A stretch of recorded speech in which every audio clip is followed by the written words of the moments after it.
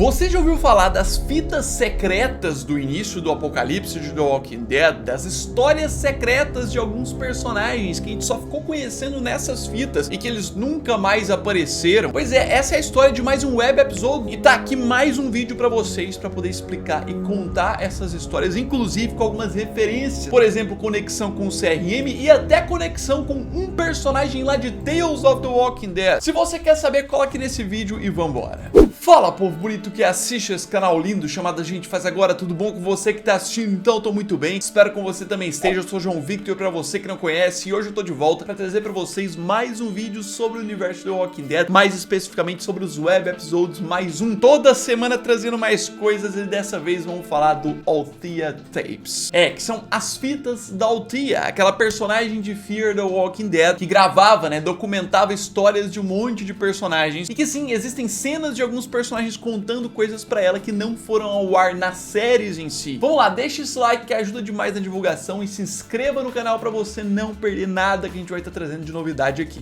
E é o seguinte, mais um web episode referente a Fear the Walking Dead. Pra você que não acompanha, eu já contei todos os web episodes de histórias de The Walking Dead que não foram contadas, já trouxe vários de Fear, e esse aqui é um dos mais atuais, que é sobre essa personagem aqui, Althea, que pra quem não sabe é basicamente uma personagem que era repórter, e ela aparece na quarta temporada de Fear documentando as pessoas, sempre gosta de coletar as histórias em troca de algum suprimento ou alguma carona. Ela sempre gosta de documentar o que as pessoas contam, para que no futuro, quando as pessoas acharem essas fitas, elas saibam de algumas histórias e alguns segredos. Uma coisa importante que muitos sabem, mas outros não sabem, é que não está nesses web episodes, mas diretamente no episódio de Fear, a gente tem uma cena que comprova pra gente que a Althea, durante sua jornada, antes de aparecer em Fear mesmo, ela entrevistou, ela coletou as histórias de Abraham e Eugene. Sim, a gente consegue ver uma fita que tem escrito Abe, que é meio que o apelido do Abraham, e Doctor, que é o Eugene. Ele era conhecido como um doutor cientista, porque o Abraham levava ele a essa missão pra poder salvar a humanidade, um negócio assim, mas era uma mentira dele. Existe uma prova de que os dois passaram pela Althea antes mesmo deles encontrarem o grupo do Rick. Só que essa fita nunca foi mostrada, como é que é o conteúdo dela e tal, mas vamos seguir pro web episode. Basicamente, o Althea Tapes é dividido em 6 episódios que contam a história de cada pessoa. O primeiro que é da Althea, bem simples, só explicando, o porquê que ela faz isso. O primeiro episódio é um minutinho só, bem resumido. Mas aí nós vamos pro segundo, que é do Ed, em média ali uns 8 minutos, alguns são 5, é por aí. Basicamente somos apresentados pra esse personagem que tá ali comendo um macarrão, provavelmente fornecido pela Althea, e que tá perguntando pra ela quando que ela vai levar ele até o Tyler. E ela fala que ela quer esse depoimento dele, quer que ele conte sua história em troca disso, que é o que ela fazia com as pessoas. E aí o Ed vai se apresentando. Basicamente, Ed revela, ser de Oregon, de cara já uma referência bem louca, porque pra você que não sabe, Oregon é justamente o estado que a capital é Portland, a cidade, uma das duas cidades que se associaram com o CRM grupo do helicóptero e fizeram o logo 3 círculos, Os 3 círculos mesmo não significam CRM, significam Aliança dos Três, sendo que um deles é o CRM. E sim, ele tá distante da sua família há um longo período de tempo, querendo voltar pra lá. E segue, contando ali sua história. Ed revela que tinha ido pra Daytona, bem longe, pra poder realizar um sonho, pra poder tentar buscar esse sonho, que era de crescer no meio do stand-up, contando piadas. Um ponto é que ele se mostra não muito orgulhoso disso, ele se pune por isso, tem vergonha, fala que é um sonho idiota, mas um ponto, ele fala que não sabe se a família tá viva ainda. E esse aqui é um dos personagens que tem grande chance da família estar viva pela referência que eu falei, Portland. Ele ainda teria chances de encontrar a família porque a comunidade ficou lá. No final do outro spin-off do Walking Dead World Beyond, a gente vê que os personagens ali, os jovens ali, chegam em Portland e avistam a cidade toda inteira, com muros e tudo mais, e estão indo lá pra poder avisar sobre a ameaça do CRM. E essa história deve continuar em algum lugar, tá? Vamos ver depois. No meio da conversa ali, a gente tem uma situação inusitada, um zumbi chega e ela não mostra a Althea matando, mas a câmera dá uma sujada de sangue, a gente ouve ela matando esse zumbi, interrompendo o depoimento do cara. Mas aí quando volta, ele começa a contar uma história do quão fraco ele é como sobrevivente, uma história que é até basicamente engraçada, que diverte a Althea, porque ele fala que quase morreu de diversas formas idiotas. No final, depois dessa diversão, ele se sente um pouco mais motivado nas piadas e dá a entender que a Althea seguiu viagem com ele, Pediu pra ele contar um pouco mais pra ela, mas levou ele até Waco, que é uma cidade lá no Texas, pessoas. Seria até onde a Althea deu a carona pra ele encontrar com esse Tyler e seguir viagem, sei lá se ele chegou em Oregon ou não. Sim, essa é a história do Ed e tem outras interessantes, vamos seguir pro próximo, né? Indo pra fita de número 3, já temos a história de Earl e CJ.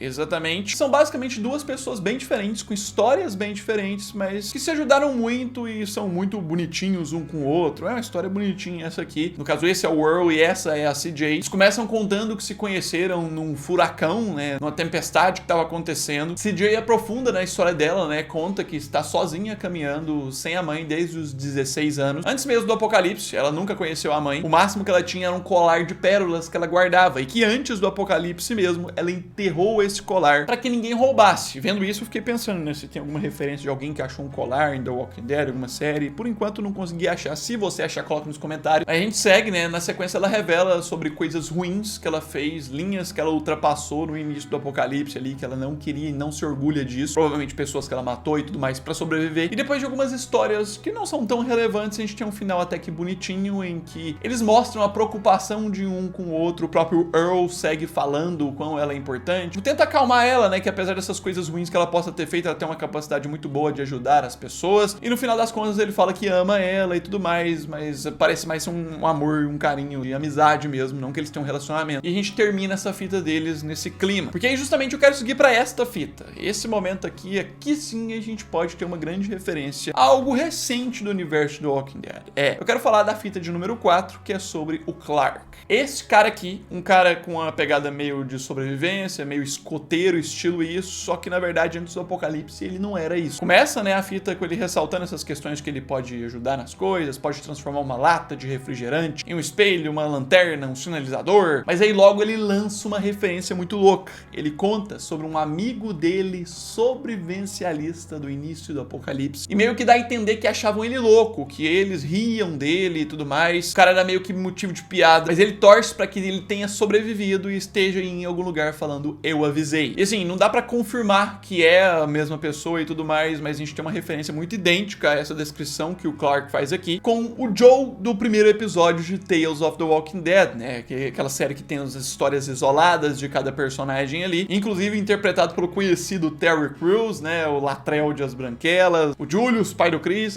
que lá na história a gente consegue ver que ele era um sobrevivencialista também, que as pessoas zoavam com ele no passado. Ele fala isso pra mulher lá no início, a gente vê toda a base dele, todos os suprimentos que ele tinha, a gente viu que ele tava certo no final das contas, conseguiu ter uma grande vantagem com isso. Então, tipo, muito de acordo com o que o Clark, o cara lá conta, não sabemos da ligação, mas é uma referência sim, querendo ou não. E assim, voltando no Clark, ele conta um outro ponto que pode ter uma referência em The Walking Dead também. Ele conta sobre sua esposa, chamada Stacy. Ele tinha uma esposa que, basicamente, pela história que ele conta na fita, ele perdeu o contato com a sua esposa e filhos, não é que eles morreram nem nada, ele simplesmente não sabe cadê eles. E em The Walking Dead temos uma personagem daquelas meio que figurantes, né, que só apareciam de fundo, chamada Stacy, deram um nome pra ela, confirmado, que era uma moradora de Alexandria, um dos moradores que tinham lá antes do grupo do Rick chegar. Não se sabe como ela foi parar lá, nem nada, só se sabe que ela apareceu em poucos episódios ali de fundo e ela morreu pros Wolves, né, os lobos que atacavam lá, que tinham um W na testa e tudo mais, que atacaram ela, morreu pra eles. Mais um ponto que não dá pra confirmar que tem conexão, mas assim, tá no mesmo universo, então várias referências nesse cara. Além da história, Clark dá a entender que ele avançou ali pra um lugar perigoso, voltou pra um lugar, né, que é a região onde ele trabalhava, voltou no banco onde ele trabalhava, ele era um gerente desse banco, justamente pra conferir o cofre. Ele revela, né, que o cofre continua lá com itens valiosos do passado e que ele sabe a combinação, só ele e uma outra pessoa, mas que essa outra pessoa sumiu. E a Althea, né, aproveitando disso, pede pra ele, quem sabe no futuro, quem estiver vendo essas fitas, poder ir atrás, pra ele contar a combinação do cofre. No início ele meio que hesita, não quer, a Althea tenta um trabalho de convencimento pra ele, explica mais sobre essas questões do futuro, até que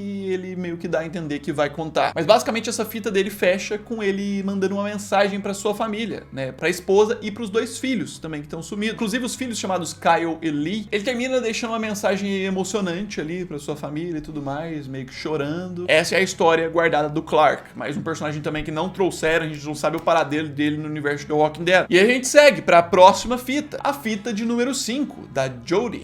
Esse nome aqui, que basicamente é de uma mulher que traz umas referenciazinhas também a como funcionou um certo lugar no início do apocalipse. A gente tem ela, né, inicialmente sendo apresentada como uma pessoa que era médica no passado, uma cirurgiã. Ela meio que conta um pouquinho da história do início do apocalipse na visão dos médicos, como é que foi o caos, como é que foram eles na linha de frente, né, pra salvar as pessoas. Ela conta que vários companheiros dela morreram nessa linha de frente tentando salvar a galera. Uma outra coisa também é que ela conta que ela tinha um marido chamado Ryan, que ele era engenheiro da prefeitura, que basicamente na sequência do início do apocalipse eles conseguiram sair da cidade e foram parar num assentamento, que ali ela passou a exercer a função de ajuda médica, né? A pessoa muito valiosa no apocalipse, quem é médico. Nisso ela dá a entender, né, que o Ryan, o marido dela, ele sempre fez o maior esforço possível pra proteger ela, porque ela era alguém que tinha que ficar vivo o máximo possível pra ajudar as pessoas. Só que aí aconteceu um ataque no acampamento, uma horda atacou e no meio da bagunça o marido dela tomou um tiro por acidente. Um dos sobreviventes atirou pra acertar a horda, acertou o marido dela. Ela colocou ele na mesa, tentou ajudar ele, tentou estancar o sangue, mas ele acabou morrendo sem ela perceber. E no meio do negócio, no meio do calor do momento, ela enrolou demais. Ele acabou ressuscitando como um zumbi e mordendo a mão dela, fazendo com que ela tivesse que amputar. Ela dá uma mostrada no braço, mostra um pouquinho a mão, não mostra tanto em detalhes, mas fala que pelo menos tá viva e que a partir disso ela segue tentando levar esse legado que o marido dela tentava levar, que é de deixar ela viva, que é de que as mãos dela sejam úteis. Apesar dela não ter uma outra mão mais, a tentativa atual dela agora é praticar com uma mão só, para que ela ainda seja útil para as pessoas como médica, ela ainda salve pessoas, que foi uma das coisas que o marido dela morreu lutando por isso, e para que a morte dele não tenha sido em vão, é o que ela declara. E assim termina mais uma história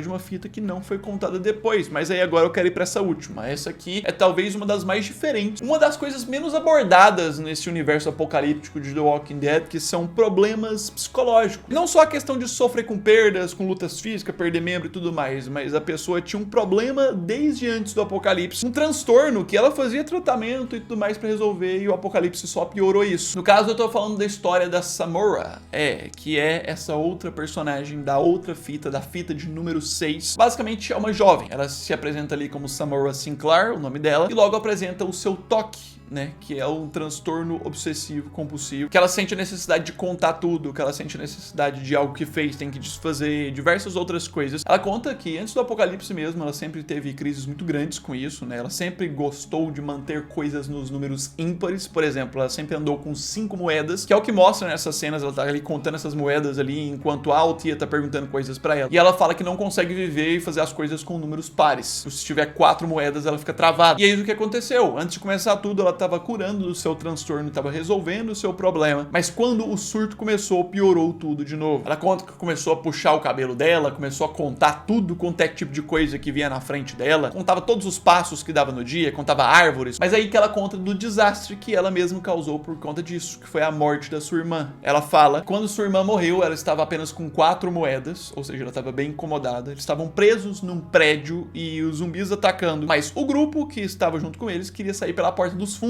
pra fugir dos zumbis. E ela diz que por culpa dela a irmã morreu. Por quê? Por conta do toque dela, do transtorno. Ela, na cabeça dela, só consegue sair pela porta onde ela entrou, só consegue descer pela escada onde ela subiu. Não pode sair por outra porta, descer por outra escada. E ficou totalmente travada e impedida de sair por essa porta dos fundos, fazendo com que a irmã ficasse lá e morresse. A irmã mais nova, aparentemente. Depois disso, ela conta que tudo só piorou, ela começou a contar mais coisas e se preparou pra tirar a própria vida. Ela pegou uma arma, subiu no ponto mais alto, e quando estava pronta para atirar, aconteceu algo que conecta com Fear the Walking Dead. Ela disse que viu um avião passando, um avião, o barulho mais alto que ela pôde ouvir, e esse avião caindo, que era justamente o avião que os personagens derrubaram na 5ª temporada de Fear, que inclusive na 5ª temporada depois reconstruíram ele para voar, esse mesmo. A partir disso, ela ficou muito curiosa e isso deu uma nova esperança para ela. O novo desafio dela, ela largou dessa ideia de tirar sua própria vida e começou a contar os passos para chegar aonde o avião caiu. E ela fala que a partir disso ela conseguiu uma nova vida. Nesse momento que ela tá conversando com a Althea, ela tava com o grupo da 5ª temporada e ela fala que ali encontrou uma nova função. A June deu uma função pra ela, né? A June é personagem de Fear, de contar os suprimentos, né? Que se isso era um transtorno e um problema pra ela antes, agora tá sendo útil pras pessoas. Agora, né, nesse momento da história, ela tava completamente tranquila, conseguindo contar todos os suprimentos do grupo, quantas caixas de cura que tinha, quantos alimentos, usando o seu distúrbio pra ajudar pessoas. E aí a Althea termina falando pra ela, né? Ela é emocionada, jornada. Fico feliz por ter nos encontrado. Sim, mais uma personagem que a gente não sabe o paradeiro. Provavelmente essa aqui deve ter morrido nas tretas de Fear, de grupos que ficaram pra trás, ou foi pra algum lugar, a gente não sabe. Coloca nos comentários o que você acha sobre isso, se você gostou desse web episode. Esse, inclusive, ele é bem fácil de assistir, tem no canal AMC Brasil, aqui no próprio YouTube, cada uma dessas fitas aí. Deixa o like, ajuda demais na divulgação, se inscreva no canal pra você não perder todos os vídeos que a gente vai trazer de cobertura, atualização, outras referências sobre esses web episodes, e logo eu tô de volta. No mais, é isso aí, um abraço, fui!